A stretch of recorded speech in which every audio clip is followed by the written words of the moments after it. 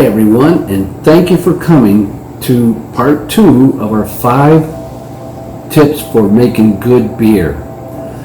Thank you for coming back to part 2.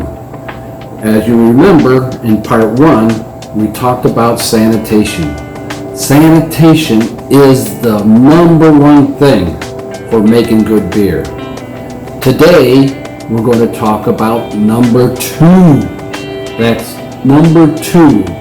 Which is a healthy fermentation. A healthy fermentation takes 2 things. 1, a good wort. 2, a good yeast fermentation temperature. So let's get started and talk about a good wort. What does it take to make a good wort? Number 1 there is good ingredients. That means the freshest malt, the freshest hops, the freshest water, the freshest adjuncts, and then you're on your way to making a good wort. Good wort comes from either heating or mashing up the ingredients from either an extract brew kit, or you're mashing with partial grains, or mashing with all grains. The thing is, you need to have great ingredients to make the proper mashing for a good wort. So, you get the freshest malt. How do you do that? Well, a lot of times, if you buy a bag of malt, it has the date that it was made on. The older the malt is, the more possibility of it being stale.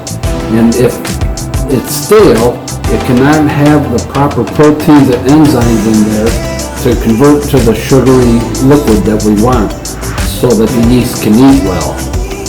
Next is the freshest hops.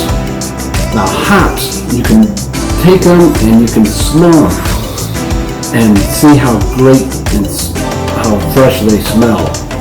The earlier you get them, the better the wort will be. And that way you'll have the freshest aroma and the right bitterness for the type of beer that you're making. Then you've got your water. Each style of beer has a different format for water. A lot of times if you have good drinking water, you can start out with that. But as you get into making great beer, you'll find out that you need to have the water that's made for that type of style. So that is what's important about the water. The next thing is the yeast. Now the yeast, that is the big thing that makes the wort into beer. And to do that, it has to have the right temperature control. The right temperature control is the range of temperature in which the yeast can multiply and grow the best. If your temperature is too low, it can't do that and it'll cause off flavors.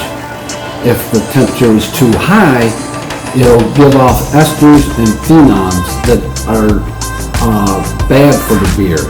So you really need to have your temperature in the right area so the yeast can really grow great.